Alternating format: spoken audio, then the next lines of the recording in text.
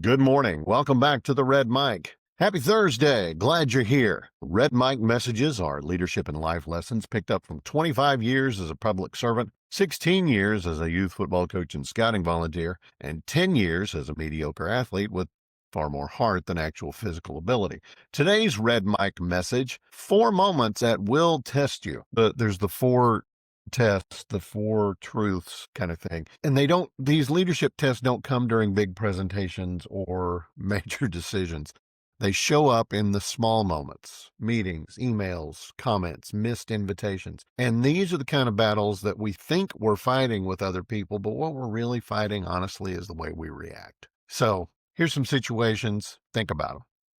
If someone's talking over you, you're making a point and someone interrupts, pause. Don't bite their head off. Remind yourself this is about them. It's not about me. But then calmly reclaim your space. I'd like to finish my thought, and then I'd love to hear your input. If it becomes a pattern, pull them aside later. Set a quiet boundary. I noticed that you interrupted me a few times. I want to make sure that everybody feels heard, but you don't need to interrupt me. That is strength without ego. Bad email. You get an email that sounds cold or sharp or mean. Don't respond immediately. Take a few minutes. Reread it in a neutral voice like you had no idea what was going on. And then ask, okay, what is the actual task underneath the tone? Because you can't always get tone from words, okay? And then reply just to the need. Thank you for the feedback. I'll adjust and resend by whatever, end of day, 4 o'clock, 2 o'clock, whatever it is. That way you're protecting your peace without getting pulled into somebody else's bad moment. It could just be that you're reading more into that email, or it could be they are truly irritated and having a bad day and they're just taking it out on you, or maybe they're taking it out on everybody. Don't harsh your calm. If you're left out of something, meetings, projects move forward without you. Don't spiral into the whole, they don't respect me, they're trying to push me out. Just ask, hey, I noticed I wasn't looped in on X. Is there a reason, or is there a better time for me to contribute?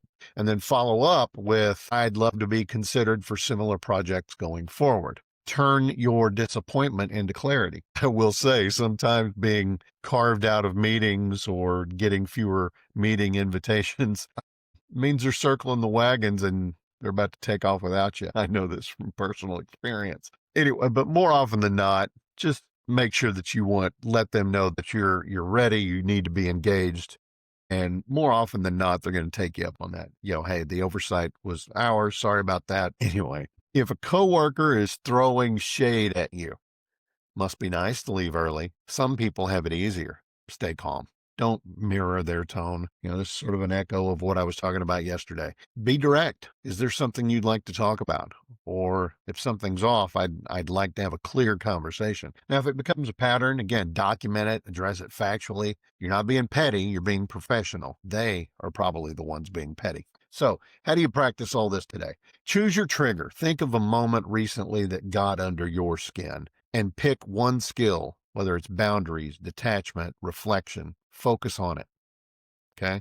Pick your time, decide when you are most likely to be tested, and then remind yourself, stay grounded. It's probably not about me. Talking about yourself. Try a new move, one behavior on purpose. This is not my issue. This is not mine to carry. One thing I like to say is, not my circus, not my monkeys. Play that in the back of your head a few times. Sometimes people don't email you for you to reply. They're just emailing you. So don't reply to something that doesn't need a reply. Try to maybe even visualize a wall between your calm and their chaotic energy. Okay. And then last but not least, close the loop. Write one quick line before bed. Here's how I stay calm today. And don't just type that. Try to write it out in handwriting.